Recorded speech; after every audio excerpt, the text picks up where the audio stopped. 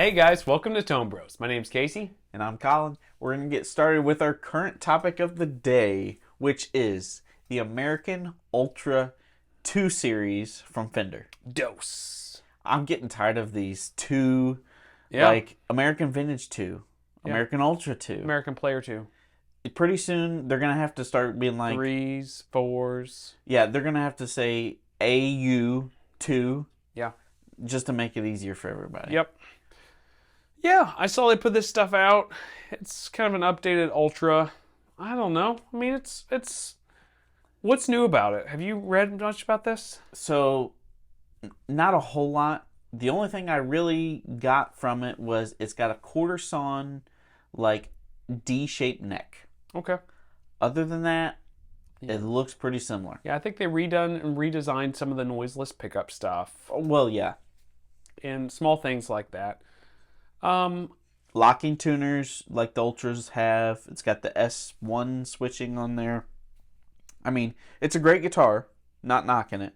But it feels like kind of the same deal. Yeah, new colors, Well, new yeah. stuff like that. But it didn't feel like a big upgrade No. compared to what the Ultras were before. Uh-uh. I mean, The only thing I can think of is maybe they have more, ash and alder options. yeah, Because it was mostly alder for the last time. and I think it's maple. And listen to this: maple and ebony Okay. for fretboards, which is kind of A interesting. little different. But You want maple? You want hard or harder? There's no soft options, just hard or if that hard. was supposed to be funny, you didn't hit the mark. Was that supposed to be funny? Well, yeah, sometimes you swing and you miss. You know what I mean? All right. So, American Ultra 2, it's also like $2,200 because it's 2. Yeah, American Ultra 2, you got to have 22. 2,200, you Yeah. know. Yeah, it's pretty pricey. The Ultras have a cult following though. Yeah. Like a lot of people love them. Oh, it does have a compound radius. Okay. Starts at a 10 and I think goes to a 14. That's different. Well, that's definitely different. So, it's not my bag, Mine either. but I tell you what, they sell a crap ton of them. Yeah, and for that modern player that wants to play a Strat or a Tele, Right. go for it. Yeah. Have at it. I think it's good, but I don't know that they really need to redo it a whole lot. But maybe it was time. If I found a used one that was an HSS Strat, I'd think about it. Yeah. If I was in the market for one of these Ultras and the Ultra 2 came out, you know what my first instinct would be? With these changes, my first instinct is, man, that Ultra 1's going to go on sale soon. I'm going to buy that. Yeah, that's probably true. Because I think that's probably where the buy is. If it was me and I was looking at it, I'd be much more interested in buying the Ultra 1 on sale, probably for Black Friday deals, whenever that was going on, or Right. beginning of the year sales here in January that's coming up. I'd probably be looking at something like that. Yeah. But I think it's great. I think it's probably some updates are good. Maybe the noiseless pickups are a little bit better. Who knows? But It I don't feels a know. little bit like a marketing thing to me. Just to Yeah. say it's updated. they have to update it once in a while, right? Yeah. So you want to go ahead and move into your main topic? I want to talk about, it feels like in pop culture, there is just less exposure to guitars and, music in general. Maybe it's just me noticing, or maybe there's, maybe I'm watching the wrong things. But, when I was, don't get mad at me, when I was a kid in the 90s, I remember, you've got Back to the Future was a huge resurgence of not that that happened when I was a kid in the 90s, but before I was born, that was a huge resurgence of guitar players, right? Yeah. So I remember growing up and I was like, look at all these guitar players, and almost everybody would say Back to the Future. Yeah, there was a Beatles moment, Yeah. Ed Sullivan show, and then I think another big Eddie moment. Van Halen. Yeah, of course, but as in you can pick that moment out in pop culture. Back to the Future was huge. That was a big one. Yeah. But what I was trying to say is when I was a kid, I think it was early 2000s though, really what got me was School of Rock. Okay. I saw School of Rock with Jack Black with those kids playing in a band. I was like, that's what I want to do. That might be something that comes up too in the future. A lot of people saying that. I could see that. School of Rock to me was one of those big things. And then you also think about, there was a resurgence when Guitar Hero came out. Yeah. everybody thought they would try to play guitar. Now, a lot of people didn't stick. But I think a lot of people started playing guitar because of that game too. And then now you're getting to a point where what in pop culture is related to music and guitars? Like, I can't think of anything where somebody's just now. I will say this is like me being a nerd. Okay, you ever seen The Last of Us? Nope. It's all right. When I start explaining it, you're gonna be like, "This is dumb." Okay. Step back for a second. Go on. It's actually really cool. You need to watch it. Okay. When you gotta say that about something, I'm it's not just- a good sign. Well, when I started out, it's gonna sound weird, and then it's Just go ahead. Anyways, Go ahead. The Last of Us. It's a zombie apocalypse show. Okay, but before you get there, it's about like how this guy has to essentially save this girl. Okay. Oh, maiden in distress. No, she's a young girl. It's this like Okay. guy in his 50s, and he's got to save this younger girl. I'm not going to go into the details of it, but there's this like fungus. It was an outbreak. There's a fungus among us. There is a fungus among us. Okay, there's an outbreak of fungus. He's There's an going to outbreak save of this fungus, little girl. and then it ends up infecting people. And literally, it takes you like 20 years later what the world looks like when this apocalypse happened, and how everything's different, and how you survive. And Okay. anyways, he's helping this girl. What I'm trying to get at. Wow, tangent. We got this movie review show Yeah. on YouTube. So, but what I'm saying is they're making season 2 because the first one went really well, and it's based on a video game. The video game's really good. I've only played the first one. Now there's The Last of Us 2, and in that game there's like some guitar playing in it, and that's how Gosh. Yeah, okay. the two connect. We went through all that just to say there's guitar playing in a video What game? I'm saying is it's a really cool show, and it actually shows guitars. But what show has a bunch of guitars in it? Nothing. Unless you're watching a documentary, which that does not count. It might get loud. That doesn't count. No. Like, there's nothing in mainstream, I feel like, movies, pop culture, video games, besides Guitar Hero, that is about the guitar anymore. And like, I feel like there can be a resurgence again. Like, we can make guitars cool again, but I don't know. It's just, I feel like it's very different now. Yeah, well, I think there was a time period, and maybe not just a time period. I think our entire existence as humans, and there's been music around, I think we've almost put ourselves in like, we've almost identified with a style of music and a type of music for our entire existence with music. You know, whenever we were growing up, if you were really hardcore into rock or metal, you couldn't listen to country. Like, it would be a joke. If you were a really hardcore country guy, you probably weren't listening to, you know, new metal or rap. Mm-hmm. You know, it was like a thing. You were kind of about your music and dedicated to your music, and it was a big part of pop culture. It was a big part of like who you were, and you had your CDs or your tapes or whatever's going on. And that's not a thing today. Like, I think people today just turn on music on Spotify or whatever it is, and you're not married to your music because you're not paying for it, most likely. But how does this relate to pop culture? What I I'm mean confused. is, I don't think people are married to their music like they were before, where whenever, you know, the VMAs were on, or MTV Music Awards, or whatever it was, whenever that popped on and came on, everybody was watching it because they wanted to see their band. They wanted to see Pearl Jam, or they wanted to see whoever it was. You know, they wanted to see this new up-and-coming band. And then they were part of pop culture because people were so dedicated to these bands. And that's not really a thing anymore. There's no TV shows or anything that's really big on music right now where there isn't, or where there is guitar. Short of like maybe The Voice, where there's guitar. You know, Justin Derrico. Well, think of Back to the Future. That is not a guitar movie. No. I'm just talking about there's not anything that's like, oh, that showcases the guitar. You know what I mean? Yeah. I think it's bound to come around again. But boy, it's been a long time. But they were probably saying that before Back to the Future came out. You know, I mean, you had the Beatles and Ed Sullivan Show, and you had Elvis and all that type of stuff that was, obviously huge. Mm-hmm. But then you didn't have anything for a while. I mean, I guess in the 70s, there was a lot of stuff going on probably on TV, right? Right. Yeah, maybe not. Huh. I don't know. I just thought about it. I was like, I feel like guitar's just kind of out of pop culture right now. Yeah, and we're not doing any favors by having these concerts where people are just singing with a mic with backing tracks. Right, or, yeah, playing, I mean, obviously playing to piano, that's really awesome, but it doesn't showcase the guitar, right? So, I don't know. I just feel like besides Guitar Hero, there hasn't been a whole lot. No, it's been a long time since I felt like it was in pop culture. At that kind of era, School of Rock, Guitar Hero, that kind of all happened at the same time. Right. Since then, I think it's kind of been done. Yeah.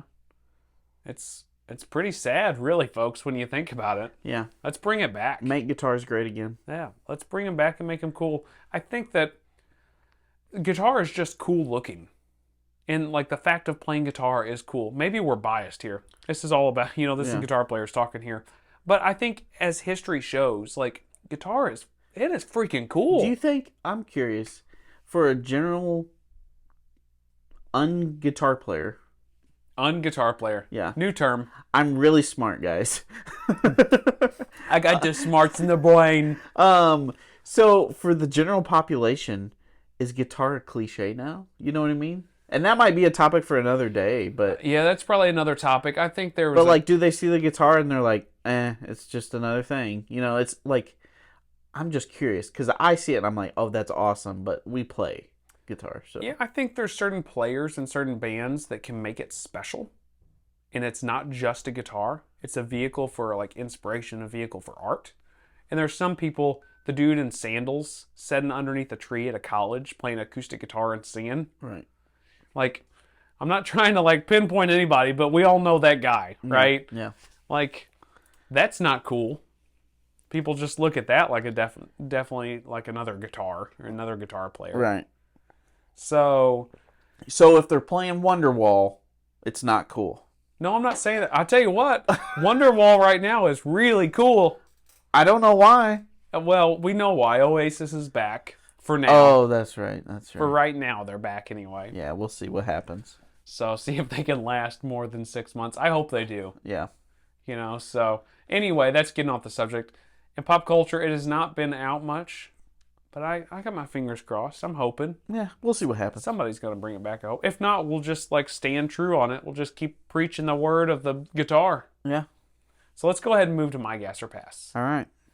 So this is something that we haven't talked about in gas or pass, but we've both played some of these and checked them out.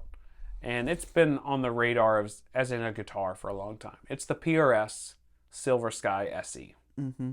This is not something new. This is not something that's a big surprise to be talking about. Tons of people have talked about it, but it's been out a while now.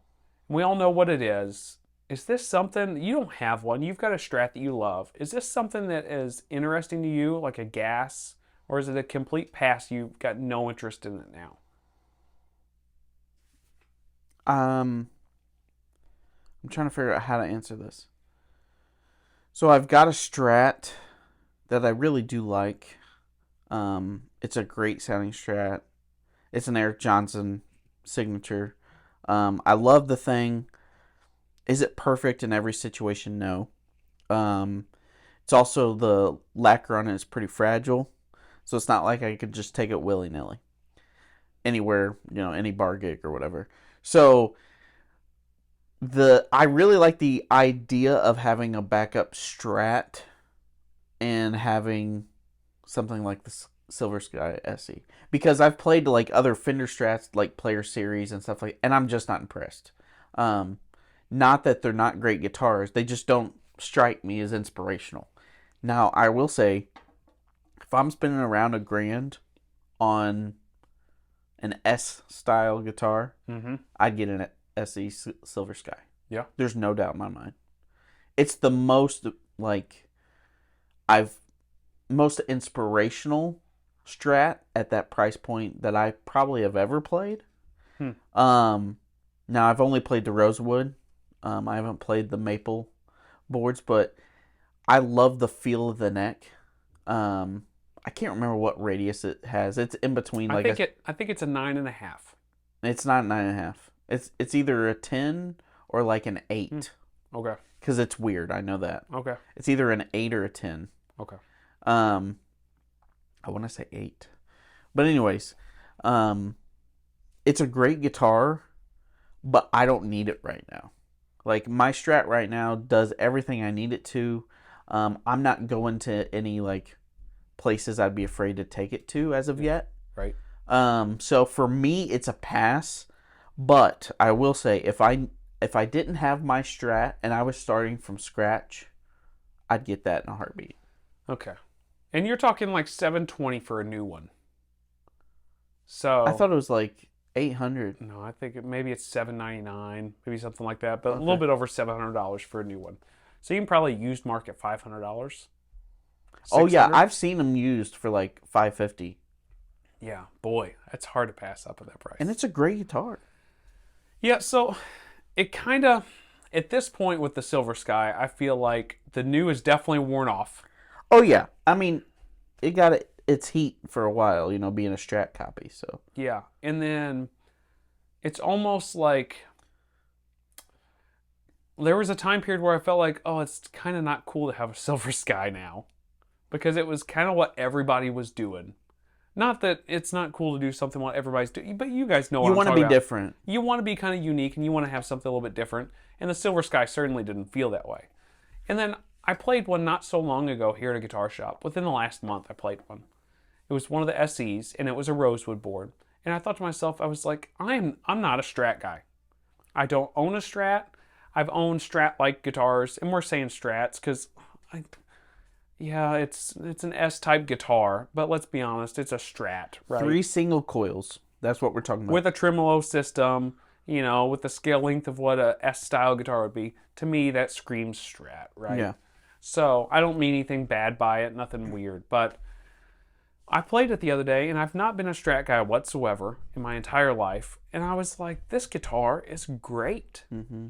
Like, I've known it's been a great guitar, but I think it kind of came back around again to where I was like, maybe this is going to be cool. Maybe it's cool again. Like, it's had enough time to, like, simmer down, and then it kind of wasn't cool in my head for a little bit because everybody was doing it. Well, it's kind of like space age Fender style guitar. It feels kind of, like PRS put its spin on it. Yeah, it definitely is not a straight Fender copy whatsoever. No.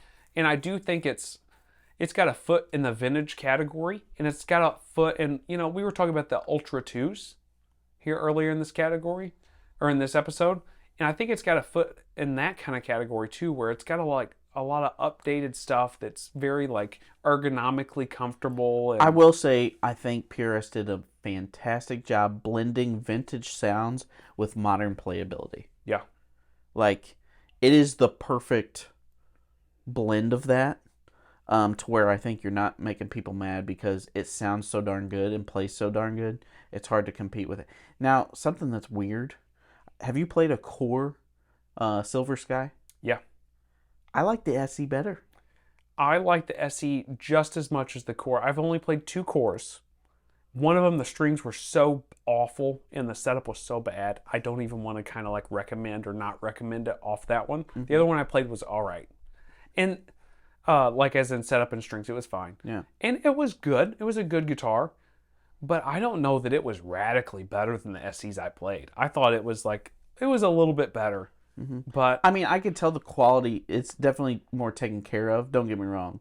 But like, as far as tones and everything, I thought the SE I liked better, actually. I liked it just as much. I would have zero problems buying the SE over that core that I played. Which is crazy because that's a huge price difference. It also just tells you how the quality control at PRS, especially for their lower end like SE models, is. They're the best at that price. It's amazing.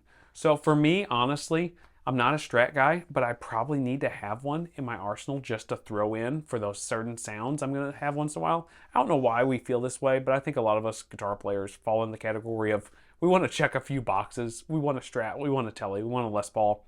For me, since I'm not a giant Strat guy and don't want to go spend, a ton of money on something like that. I mean, I feel like to go better than an SE Silver Sky, you're gonna have to spend a lot of money. Oh yeah, you're gonna have to go to at least $1,800. Yeah, and since it's not like a go-to guitar for me, I'm actually gonna say it's a gas for me. It makes a lot of sense for you. It doesn't necessarily make sense for you. I understand why it would be a pass for you. Yeah, But for me, honestly, it's a gas. I think that's actually probably a good choice. Like, all video aside, Yeah. like, I think that's a good idea for you. Yeah. Well, let's go ahead and move into your gas or pass. All right, so my gas or pass, since you're so obsessed with a Boss EQ pedal, Yeah, it's the best pedal ever. since you've got some issues, no, just kidding. EQ's great. But have you even checked out a Boss EQ 200? No. So it's kind of like, the MD 200, Yep. the DD 200 or something like that. Yep. It's that size. Hmm. So it's got, the 2-foot switches. You can put programmable EQ in there. Hey now. So you can put like 4 different presets. So you can have a mid peak, you can do a volume boost, you can do like the Gretsch thing that Tom Bukovac talks about. Yep. You do all those presets, and it's not MD, it's the EQ. EQ. Woo! But it's $230. So it's not that much more. Oh, okay. It's not that much more than a regular EQ. I mean, it does take up more space, Yeah, not a lot. but you got Top mount jacks. top mount jacks, and you can put presets in there. So then you're not worrying about all the sliders changing all Oh the my time. gosh, you're killing me with some of these gas or passes recently. I feel like this is right up your alley. Oh, it is. It is completely up my alley. So that would not Like, I think this is something you can put on your big board. Yeah, that's what I was going to say is it would not work for my small board, so it'd be a complete pass for me. On the small board. But then, yeah, when I look at my big board, dude, I've got all that room and some. I Yeah. could definitely fit that on there. Yeah. And I'm sure it sounds great. It probably doesn't have, the older G7s had that kind of problem with like hiss and like background noise. Right. But the newer ones, apparently they've like changed some of the circuit to Right. kind of take some of that noise canceling out. Or not noise canceling out, but they've gotten rid of some of the noise. What this reminds me of, I'm going to interrupt you. Hope you don't mind. What's that big old control panel that's got all the sliders, and you press a button, you can see them move? The CXM stuff. Yeah. Yeah. It reminds me of that, but the Boss version, Yeah. and you don't have Do to the worry. sliders move? No, I don't think so. Man, that would be cool. I think it's got a digital screen showing the sliders anyway, right? It does. Yeah, I but can't like, it remember. reminds me of that, but a cheaper version, and it's Boss. And I just think it's so cool. Man. Yeah, I haven't really thought about that, but that would be a complete gas for my big board. Yeah. How awesome would that be? Yeah, and I could set up like an AM sound, like an AM radio sound, and set up all kinds And of then you loud don't stuff. have to worry about your sliders because it's just set. It's done. Man, yeah, that's a great call. It's absolute gas. What about you? What's your thoughts on this thing? So You're not as heavy on the EQ pedal as I am. not yet. Not yet. Not yet. Time will tell. Ooh. Um, Yeah, once you come around and your brain starts functioning well, you Yeah. immediately start liking EQs. I think it's a cool idea, and the price point's so good. I think I gotta play with just a regular EQ a little bit more. Yeah, so you're addicted. Sure, we'll go with that. But it is a great boost pedal all in all. So I could see myself buying one. I think it's a gas. Okay. Wow. I didn't expect you to say gas for that's, yeah. I should just go order one right now. I think for real, you would Me really too. like it. I'm completely serious by that because that price, yeah, a used one's going to fall in a really good price range. Right. So, absolutely. Huh. All right. Well, let's go ahead and move to my main topic. Okay. So, I was thinking about this the other day, and it was spurred on by some conversation I was having. But, so I've been playing this new gig with this guy, and I've been going out and having to learn all these songs. I've had to learn in the ballpark of 40 or 45 songs. Some of them I knew already, but I've had to knuckle down and really learn these songs. And it's been a blast. And then I've played probably 4, maybe 5 gigs now with him. And they've all went pretty well. And I feel like I'm getting in a rhythm with the songs. I feel like good about them and everything's going well. This is going to sound crazy, okay? I've played 4 gigs. But I feel like I've kind of got a rhythm with them. I'm feeling more comfortable with the songs. And I'm much less interested than what I was initially. Mm-hmm. So the topic really is the fun of a gig and the fun of guitar really the chase? Like, is it all about the chase? Like, when I say that, is chasing like getting the songs nailed, getting the parts learned, and like trying to figure it out. And then once you get it nailed and completely learned, I'm like that with songs just for fun at home too. Like the fun part's the journey of figuring it out and learning to play and getting like better at that. And then once I've learned it, like it's fun to play for a while, but it's not real long. And I'm like, oh, it's just another song I know now. And then I'm moving on to something else. Like it's not as fun all of a sudden. So is the fun of a gig kind of the chase of learning the songs and getting it figured out? Especially on these gigs where it's kind of rote what like lead lines you're going to be playing and what your solos are going to sound like because they need to be played like the melody or whatever. What's your thoughts on that? So I think it's a mind shift. I mean, the fun of it is learning the songs, especially initially. Like what gets you excited is learning new material. Especially for us that, I mean, we typically, our style is fairly similar. Like what we practice at home and, I don't know, just kind of going along the lines of, we usually don't venture out much. Right. So I think learning new songs that we hadn't thought about, that is a fun part of, playing guitar and just, learning the fretboard a little more. Yep. So to me, that is the most fun part about playing shows, learning new material. But I think you have to have a mind shift. Like when you get to that point of, hey, I know the basics and I know like what I'm supposed to be doing now. It's how can I add a little here? How can I add a little there? What needs to stay true and where can I like try some new stuff out? Yeah. So I think it's just a mind shift of, what can I keep fresh for me and what do I need to stay true? Also, I think it depends on your like band and who you're playing with. Absolutely it does. Because that's why I kind of put that like thing in there about like, especially on gigs where you need to follow melodies and like play things pretty rote like the song is. Yeah, I think it really is affected by, who you play with. Because if people don't allow you to have a whole lot of space, if you're just kind of pigeonholed, like imagine playing, for a musical or something. You're just playing straight what you need to. Yeah. That would be terrible. It actually sounds pretty miserable. That sounds absolutely terrible. Yeah, I mean, I'm not saying saying that's bad to be those guitar players or whatever. I totally get it. You know what I honestly think sounds awful? It sounds crazy. But if you were like a guitar player for one of these huge touring acts, like Taylor Swift or whoever it is, where you're truly a background guy, and your parts are very simple, because there's not a lot of guitar in those songs, but they need a guitar player to play a couple chord chunks or whatever, a little melody line here or there. But you literally have to play the exact same thing at the exact same time. You've got in-ears going where you've got a click, and you've got in-ears where there's tracks going, so you can't even like extend an extra bar. You can't do any of that type of stuff. You're stuck. Yeah. You've got to play everything perfect night after night. You're a prisoner. You are basically a prisoner. This is a prison. This place is not prison. It's way better than prison.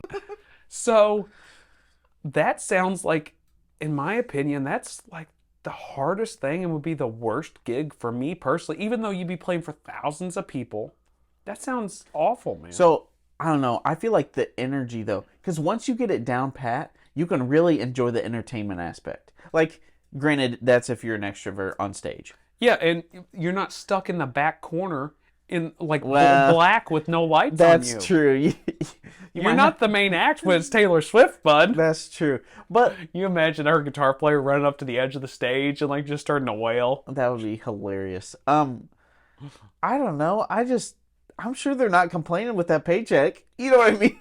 Like, I think the worst of it would be like a musical where it's not like a big act where there's a big crowd of people cheering. The worst is when you're playing for a show and then the audience doesn't react. Yeah, that's bad. That would be terrible. Like, no one's even clapping. You know what I mean? Yeah. They're just watching. Man, that would be like the worst. Yeah, I don't know. It's hard because in this gig I'm doing now that I'm playing, we've got a lot of stuff that's very by the books. You got to play this melody line. You need to play this. Not that I've been told you got to do this, but I just know like the song needs this. Right. So it's very boring when it comes to that. And I'm like 4 or 5 gigs in, whatever. And then there's space for me to like venture out and stretch, kind of like we talked about in past episodes, and there's those spots for that, which is awesome. But it kind of feels like a little bit of the chase is gone. I've kind of got this gig figured out now. And we're going to introduce new material and be doing different things throughout the time. Like, it's not like it's stuck in stone or anything. Yeah. But a little bit of that chase is gone, and I realized it and was like, you know what? Some of the fun of this is definitely the chase of it. Can I say something that, I don't know, it's more of a conversation between you and I, but we'll just have it right now. Yeah. I feel like a lot of it's because we've played so much together. Maybe. Because we got to a point where, like, we could tell, we would give each other a look, and we would just try something out. Yep. Like, we're so tight together that I can just look at you and just say, with my eyes, pretty much follow along. Right. Watch this. Yeah. And then we would go down that path. Yep. Hold on. And then you would kind of give me the same look, and I'd be like, all right, I'll follow you here. Right. So I think it really matters on who's around you and who you're comfortable with, because I miss that. Yeah. Because, the band I'm playing in, we're about 5 gigs in, but of course we're not going to have that. It takes years to get to that point. And even when you get to that point, some of the songs just don't call for it. Yeah, some songs you just got to play it by the book. And some of those songs, let's say you're 4 years into playing a gig, like you're playing some of those same songs still. Yeah. I think if you can find somebody that will, allow you to take these valleys and follow you and like still make it musical in the moment, that you should stay with that as much as you can. Yeah. Like, as much as I enjoyed doing our own things, I miss us playing together. Absolutely. Because we don't have the chance to do that, It's a different thing. Yeah. Do you think that so other than doing that type of stuff and getting used to like getting in a groove with the band, is there anything you can do to like get some of that chase back, you think? Just learn new material?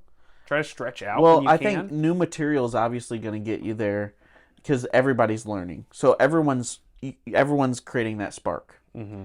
Whereas, for me, I was the new member in this band. I was the only spark, but then it inspired some, you know what I mean? So you're just hoping it catches fire. Yeah. I don't know how to answer that. Yeah, it's hard, isn't it? Yeah. I just didn't realize it, I guess, as much. Because, we've played a lot together. So we've had that interaction, and we've been able to kind of take those little... We've been spoiled. We've been spoiled, is what it comes down to. Yeah. And we've been spoiled with, like, learning new songs and trying new stuff out all the time. And now, not that it's bad, but it's just, like, things are getting a little easier now. And, like, I'm feeling more comfortable, and... Now those times I can stretch out, that's great. But some of the other times I'm just like, here we are. Right. It's just, I don't know. It's kind of, the chase has kind of gone a little bit. Right. I think the important thing is to try to stretch yourself enough that it makes it unique and fun every time. We talked about an episode a while back where, are you just playing it safe?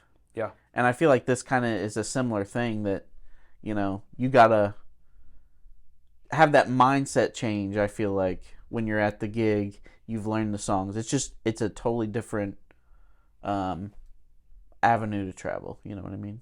Yeah. It's interesting to think about, though. Yeah, for sure. I don't know. I just, you want to always be on the chase. You want to always be working on something. So maybe if it's not even with your band you're currently doing, maybe just like always on the chase for some new thing. Mm-hmm. It's hard. It's definitely difficult. So what do you guys think? We'll see you guys next week. See ya.